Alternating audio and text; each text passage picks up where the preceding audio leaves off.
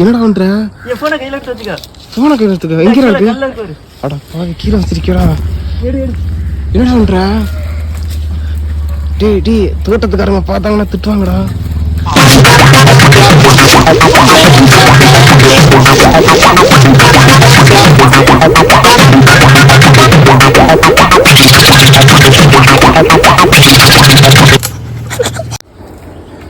திருப்பி போறா தம்பி. இப்படி நீ படுத்து வந்துருவா.